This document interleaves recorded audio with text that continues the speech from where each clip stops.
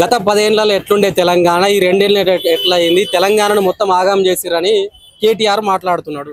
గతంలో ఎట్లుండే తెలంగాణ అంటే గోరిల్లాగా ఉండే, ఎవడు దస్తాడో ఎవడు బతాడో అని చేతులలో ఎవడు పొట్ట కొడతాడని తెలియకుండా ఉండే అవస్థకు గురైన తెలంగాణ ఇలా వస్తాడేమో ఆశతోటి నవీన్ గెలిస్తే మనకి కుటుంబ సభ్యులందరూ కూడా హ్యాపీగా ఉంటామేమో అని మంచిగా ఉన్నారు. ప్రజలు అభిమానిస్తా ఉన్నారు. అన్న గెలిచినాక ఆ ఇల్లు మన ఇల్లు మనం అడిగిపోయి సీదా పోయి నవీన్ అన్నతో కొట్లాడి మరి తెచ్చుకోవచ్చు ఇంటి ఆడబిడ్డలాగా అని చెప్పి ప్రజలందరూ మంచి ఉద్దేశంతో ఉన్నారు. ఆయన కుర్చీ మడత పెట్టినా ఇంకేది మడత పెట్టినా 4 టికెట్లు కూడా రావు, ఆయన డిపాజిట్ కూడా పొందడని చెప్పేసి మార్నింగ్ అదే చెప్పినాం, ఇప్పుడు అదే చెప్తా ఉన్నాం. ఆయనకి ఎంతసేపు ఉన్న టార్గెట్ ఆయన ఓర్చుకోలేనిది ఏంటంటే బీసీ బిడ్డకి టికెట్ ఇచ్చేసరికి జీర్ణించుకోలేకపోతా ఉన్నాడు. ఆయన ఎప్పుడు కూడా పేద బలుగు బడగిన వర్గాల పొట్టగొట్టి గురుకులాల పేర్ల మీద సంక్షేమ పథకాల మీద సొమ్ము తిని భూ కబ్జాలు చేసి బాగుపడిన వ్యక్తి ఏదైనా కుటుంబం ఏదైనా ఉంటుంది కల్వకుంట్ల కుటుంబం. 10 మందిని ఆదరించి 10 మందిని దగ్గరించి ప్రతి బిడ్డని మా ఇంటి బిడ్డ అనుకునేవాడు. ఇది చిన్న శ్రీశైలం యాదవ్ గారి కుటుంబము. ఈ కుటుంబంకి ఆ కుటుంబంకి నక్కకి నాగలోకి అనుకున్నంత తేడా ఉంది. అది ప్రజలు గమనిస్తా ఉన్నారు. బీసీ బిడ్డలని మీరు ఇంకింత అవమానించాలనుకుంటే ఎస్సీ ఎస్టీ మైనారిటీ ఓట్లు ఇక్కడ చాలా ఉన్నాయి. కులమత జాతులు ఏవి పట్టించుకోకుండా ఇక్కడ అందరూ వచ్చి నవీన్ ఆశీర్వదించడం జరుగుతా ఉంది. మళ్ళీ 100కి 200 సార్లు చెప్తా ఉన్నాం, బీసీ బిడ్డ మీద మీరు తప్పుడు ఆరోపణలు చేస్తా ఉన్నారు. బీసీ బిడ్డను కానీ నవీన్ కానీ ఒకసారి అంటే మళ్ళీ చెప్తా ఉన్నాం, సదర్లా దున్నపోతును ఆడిచ్చినట్టు ఆడిస్తాము. ఇది పక్క బీసీ గెలుపు ఖాయం. కల్వకుంట్ల కుటుంబం పతనం మొదలు. దీంతోనే మీరు రాజకీయం ముగించుకొని కూర్చోవాలి. నువ్వు ఇచ్చిన హామీలన్నీ కూడా దొంగ హామీలు అని చెప్పి ప్రజలు గమనించినారు. అంటే ముఖ్యంగా నవీన్ యాదవ్ గారు తమ ప్రచారంలో 2 విషయాలు తెర మీద తీసుకొచ్చారు.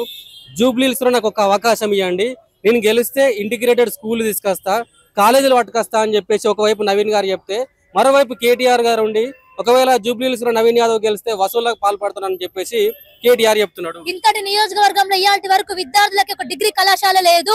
ఈ 10 ఏళ్లలో ఏం పీకినావు అని చెప్పి సందర్భంగా మేము అడుగుతా ఉన్నాం. ఒక డిగ్రీ కళాశాల ఇవ్వలేని నువ్వు ఈ రోజు ఒక ఆయన స్కూల్ ఇస్తా అంటే దాన్ని తిప్పుకోవడానికి సిగ్గు శరం ఉండాలి. ఆయన మాటల్ని మేము 2000 ఇస్తా అంటే 4000 ఇస్తా, 6000 ఇస్తాడు, 10,000 ఇస్తా, ఈ బోగర్ మాటలు బంజాయి కేటీఆర్. నువ్వు ఈ రోజు ఒక సీఎం క్యాడర్ అని చెప్పుకుంటున్నావు. నువ్వు చేవెళ్ళ 3 ఆడపిల్లలు మరణిస్తా ఉంటే ఈ రోజు నువ్వు దేకిలేంగి అని డాన్సులు వేసిన స్టేజ్ల మీద నీకు ఇంటి ఆడపిల్లలు నీ కుటుంబం తెలంగాణ అని చెప్పి నీకు ఇంటి ఆడబిడ్డలు చనిపోతే కనీసం నీకు సోయి లేదు. నువ్వు కానీ నీ తండ్రి కానీ పోయి ఆదరించిన దిక్కు దివాన లేదు నీకు. ఇప్పటికైనా కనీసం నీ కార్యకర్తలను నీకు మిగులుతారు. ఇలా నవీన్ అన్న గారు ఒక పెద్ద మనసు, ప్రతి కుటుంబంది ఆయన కుటుంబం అనుకుంటా ఉంటాడు. ఏ ఇంటికి ఆపద వచ్చినా ఈ ఇంటికే వస్తారు. ఇక్కడికి వచ్చి నువ్వు ఏదైనా కారు కూతలు కూసి కుక్క కూతలు కూస్తే ఒక్కొక్క కార్యకర్తలు సైనికులమై గేటు బార్డర్ కూడా దాటని అని చెప్పేసి హెచ్చరిస్తా ఉన్నాం. అంటే నిరుద్యోగ బాకీ కార్డు పట్టుకుంటున్నాడు. నిన్న ప్రొజెక్టర్ పెట్టి మరీ చూపెడుతున్నాడు నవీన్ యాదవ్. ఏ ఛానల్ అన్న మీద లెజెండ్ టీవీ అనుకుంటే మీరు తర్వాత రండి, మీకు వీడియో చూపిస్తాను, మొబైల్లో ఉంది. అందులో జేఏసీ ఫుల్ ఫామ్ తెలియని విద్యార్థులకు ఇంటర్ పూర్తయిన విద్యార్థులకు డ్రెస్సులు వేసి బాకీ కార్డులు ఇస్తారు. ట్రాబ్రో ఏంది ఇవి అని చేస్తే అక్క పైసలు ఇస్తాండ్రు వచ్చామని చెప్పి ఆ రికార్డు మీకు చేస్తా.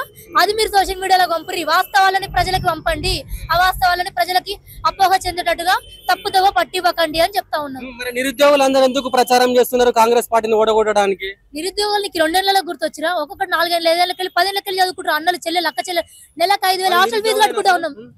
అన్న నాది ఇవాళ డిగ్రీ కంప్లీట్ అయిందేమో గానీ ఎవరైతే స్టూడెంట్స్ ఉన్నారో ఇదే దిల్సుఖ్ నగర్, అమీర్పేట్, కూకట్పల్లి చౌరస్తలలో ఉన్నటి హాస్టల్లో 4-5 వేలు ఫీజులు కట్టి ఇంటికాడ తల్లిదండ్రులకు సమాధానం చెప్పుకోలేక చదువుకి ఇంకెన్ని రోజులు అయితే జాబ్ చేసుకో ప్రైవేట్ జాబ్ చేసుకుని తల్లిదండ్రులు ఫోకస్ చేసి ఫోర్స్ చేస్తున్నా కూడా ప్రభుత్వ ఉద్యోగాల మీద ప్రభుత్వం మీద ఇంకా నమ్మకం పెట్టుకునే విద్యార్థులు ఎంతో మంది వాళ్ళందరి ఆశలు హరియాశలు చేసి పేపర్లు రాస్తే పేపర్ లీకేజీలు చేసినావు, దొంగ పేపర్లు లీకులు చేసినావు. నువ్వు ఈ రోజు ఇంకా నిన్ను ఏ నమ్మకం పెట్టుకుని ఇంకొకసారి అవకాశం ఇవ్వమంటావు? ఒక ఆడబిడ్డని ఆ సునీత గారిని అడ్డు పెట్టుకుని ఆమె ఒక మహిళ, ఆమెకి ఏది కూడా చేత కాదు, ఆమె ఏది కూడా కబ్జాలకి రాదు. మెయిన్ రోడ్ మీద ఆమెను గెలిపించి ఆమె వెనకలంగా ఉండి నువ్వు ఒక బినామీ పేరు మీద కబ్జాలు చేద్దామని చెప్పేసి ఈ రోజు నువ్వు ఇంత ప్రచారం చేయడానికి సిద్ధం అవుతా ఉన్నావు.